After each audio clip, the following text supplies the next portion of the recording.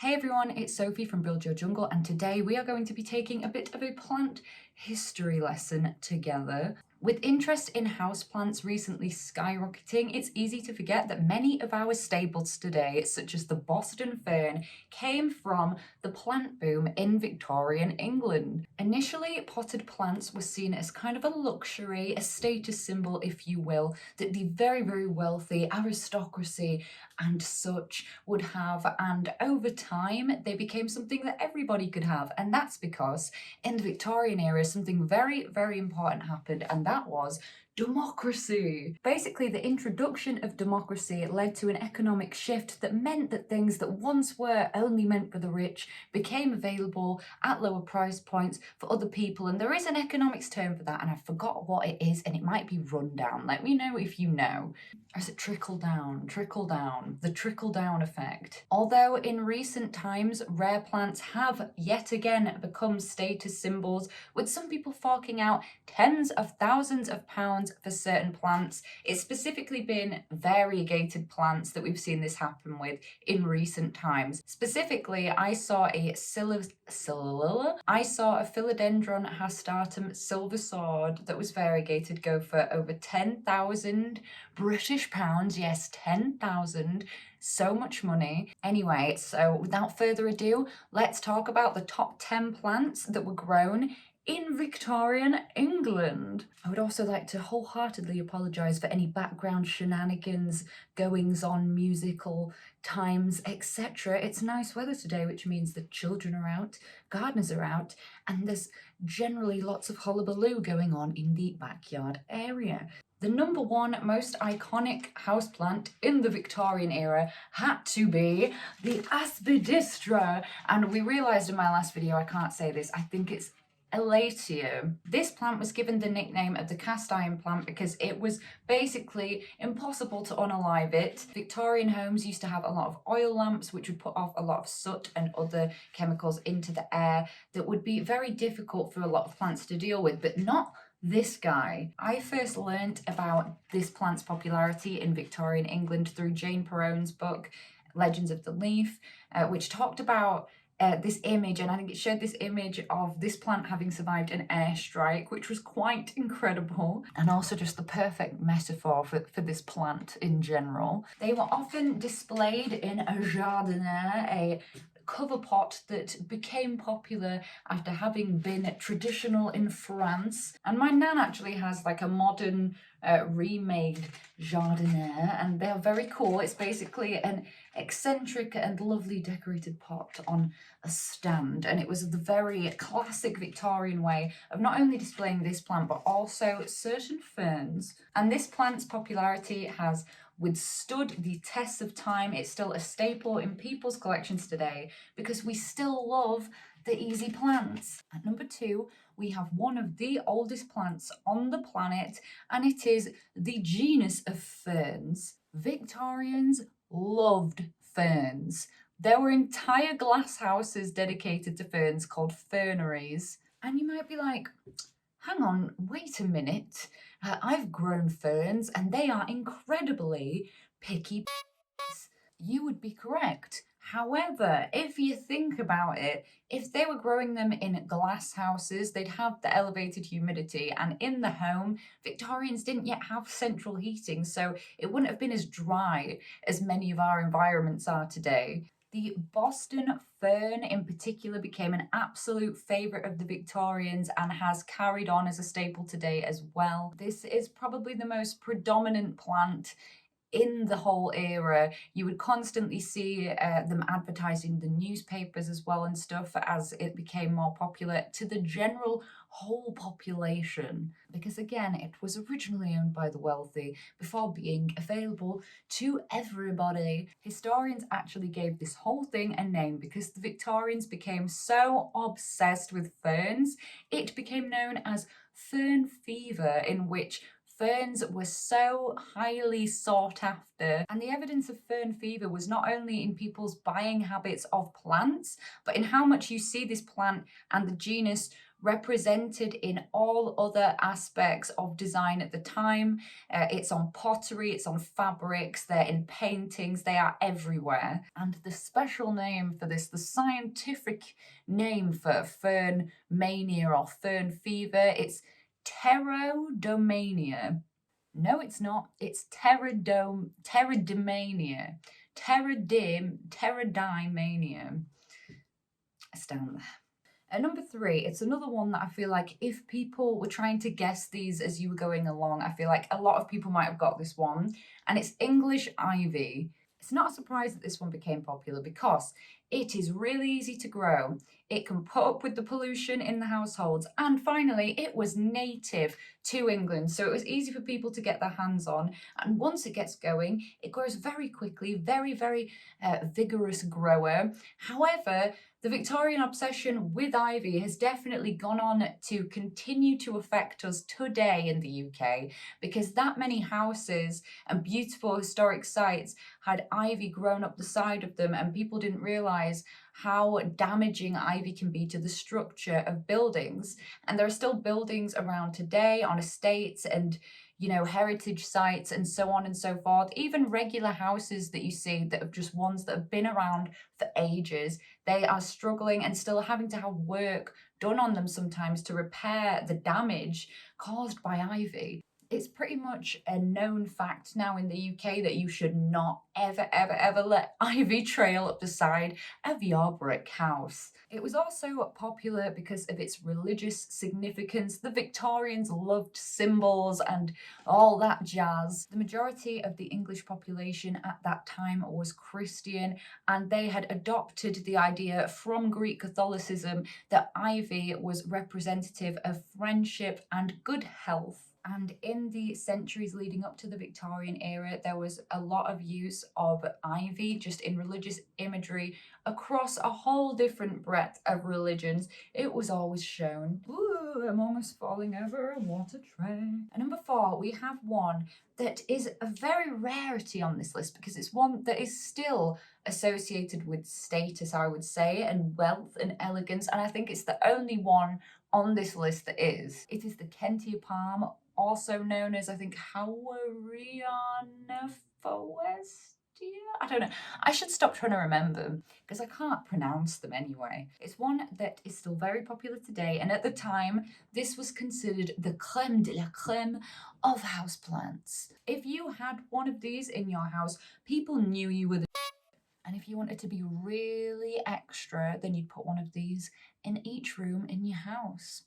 In this era, there was a focus on hardy, easy care plants that had a very structural and tropical form. So this really ticked all the boxes for the Victorians. Not only did this palm influence palm houses becoming a big trend in this era, which also carried on into the Edwardian era, which I think was the 9 years following the Victorian era. If anyone's seen Bridgerton, I'm sure they have a good example, I think, in that show. Although it's often not historically accurate, but there are tea rooms in the palace, I think, that are surrounded, like the whole design is centered around these palms. And that's how all of these hotels and stuff would be. And in the Edwardian era, these actually had a special name. They were called palm courts, where you'd go and sit and be elegant and stuff. And that, my friends, is how this palm gets its common name, which is palm court palm, because people were feeling really uninspired, clearly, when they came up with that. And while we do still see this plant today, I don't think it's as common in our homes, at least, because of its toxicity to animals. It is highly toxic, and definitely when people have looked for a tropical palm-like alternative, they have turned to the parlour palm, which size-wise is also a lot more versatile for the modern-day plant collector. At number 5, we have citrus trees, which were seen as an easy way to grow fruit at your home conveniently and have fruit all year, even when it was out of season. Oranges were seen as a complete luxury. The most popular one at the time, I think, was the variety called the Cheville or Chevet. I don't know if it's a French one, orange. variety, and this inspired royalty and aristocrats to have whole orangeries built outside their homes, or also sometimes inside when they do that whole inside garden surrounded by the other rooms kind of thing. Fruit was very, very expensive, so only the poshest of the posh and most upper of the class could afford to eat oranges. Kensington Palace and Kew Gardens both had majestic orangeries because, like many trends in the Victorian and Edwardian era, they were centered around what the royal family did because they held a lot more kind of gravitas. I don't know. I feel like people much more were concerned with doing what they were doing when they were in upper class at the time, whereas now everyone's like, My housemates are being so loud right now. At number 6, no Victorian garden would be complete without rose bushes, whether it's a lovely hedge, whether it's planted with other bulbs to bring some nice colour for the garden party season, or whether it's trailing up a trellis to create a beautiful, elegant floral structure in the garden, a centrepiece, a walkway. I feel like that was so dramatic, a dramatic entrance for a dramatic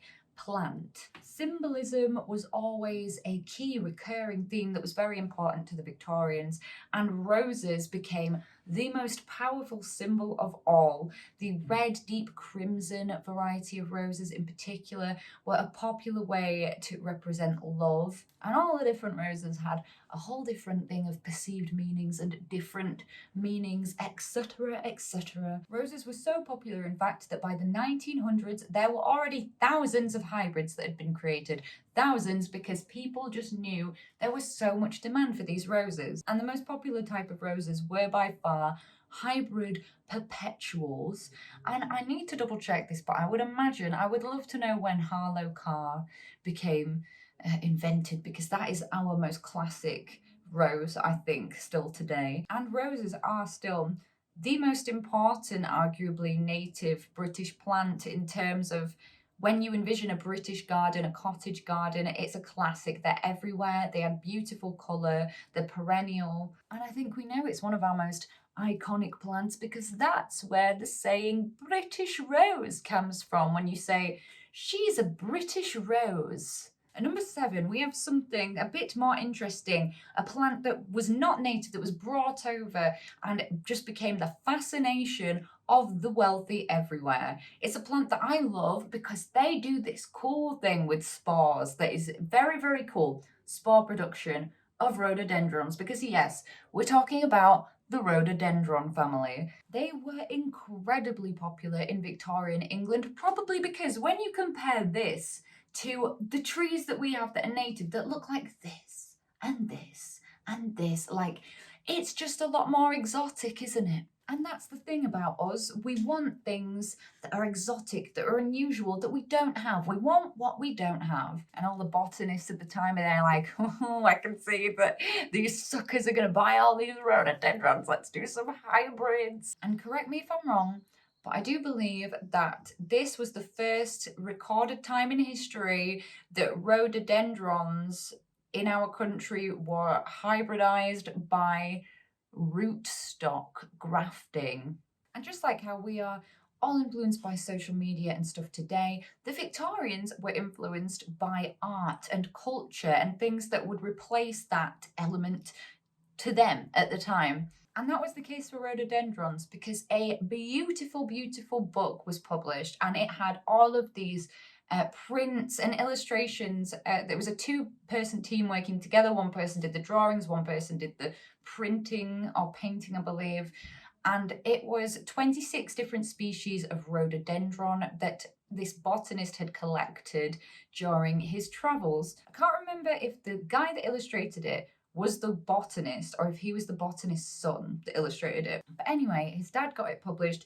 It became massively popular, and as when photos or images of trending products become popular, everybody was like, wow, I need me one of these exotic, funky looking trees. So it's interesting to know that even before media, as we know media existed, that people were still being influenced in the exact same way for centuries and centuries. And number 8, we have one of my current favourite genera of plants, and it is begonias, specifically Rex begonias, which we know that the Victorians, they were loving the colour, anything tropical, wonderful, amazing, and wow. And we all know that begonias are just that. Initially, there was interest in begonias as a landscaping plant, and they very much became this sense of one-upmanship of people being like, I must have the most exotic, rare, and desirable plants in my glass house to maintain my status. There is one species that I want to highlight here, which has a very, very interesting backstory, and it is a Rex begonia. It's Begonia Rex Putzi, I think is how it's pronounced, and this plant was brought to England by accident. What basically happened was a botanist was exporting orchids from India to the UK, and one of these begonia seeds must have accidentally hitchhiked onto the orchid. It germinated in transit, and there you have it. One of the arguably most popular begonias of the time by accident.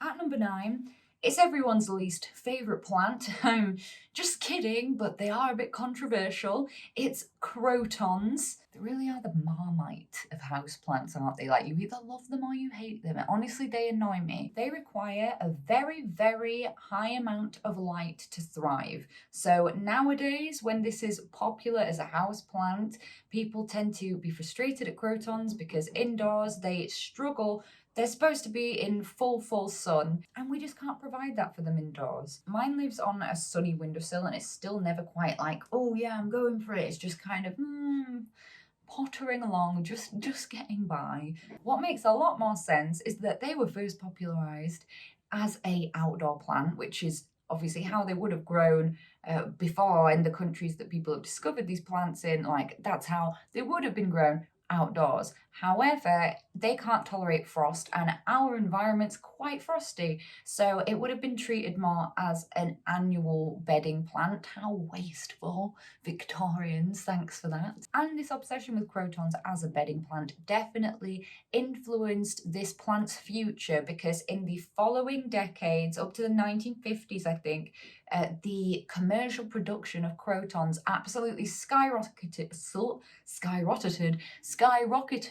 in Central America. So whether you like crotons or you don't like crotons, I think it's kind of here to stay for the inevitable future as a staple known plant. And finally, at number 10, we have a houseplant that tried to be popular, but it didn't kick off that much at the time because it was really difficult to not unalive it. And it was not one of these, but one of these. It was Monera deliciosa. All of the really wealthy people, they saw this plant, and like all of us, they were like, that is fabulous, we want that, because it actually had been around in Central America and, you know, the US for ages, but it had never been known in Europe until a French botanist brought one over to show to the French king, I believe.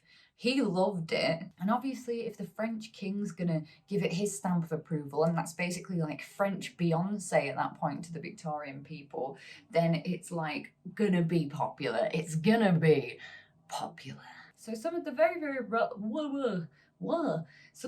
very wealthy people started trying to add this into the collection, and there have been some photographs where we can see a Monera deliciosa in the photograph from Victorian times. And the second piece of evidence to suggest that this plant was evident in the Victorian era was that in 1859, in a book published by a botanist, it was said that the Monera deliciosa was much sought after for the past few winters. Which surprisingly sounds like our current houseplant buying habits, because it's like, oh, it's winter, I can't go outside, I want to bring outside indoors, which I feel like is maybe a bit where it starts for people, or when people just have a few plants in the house, I feel like that might be the vibe. I feel like it was very much trying to be popular, but it just didn't quite happen because it didn't have technologies like grow lights and things like that, and Monera actually it requires a lot more light than people think. Also, if people were trying to just put them in the house, like, it wouldn't have been humid enough at all.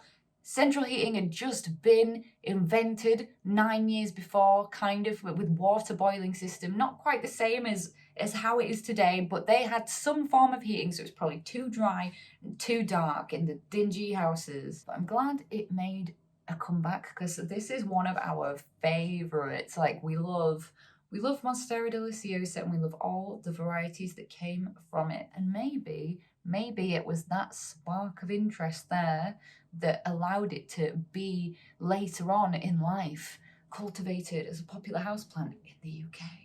So anyway, I hope you guys enjoyed this video. I'd been really excited about doing this one, but I kept having other stuff that I had to do, so I'm glad I finally got to share this little planty history lesson with you. Really hope the noise wasn't too annoying, because I have been hearing the constant music and stuff the whole time. It's gonna be an editing nightmare. Let me know in the comments if there are any more plants from the Victorian era that I have not mentioned, or which plant from today was your favourite. What would you be growing if you were a rich Victorian? At the moment, I post long form content on Fridays, so please do hit that button, subscribe to be notified when I next make a video. I also post every day on TikTok. There's all kinds of funky business on there. And I do live shows every Sunday, so make sure you check that out. And if you fancy buying some illustrated houseplant art prints, I forgot the word, or products, then please head over to my website. It's buildyourjungle.com. Don't know why I did it like that today. I was feeling it. And I hope you're having a great day thinking about houseplants and falling over a tray.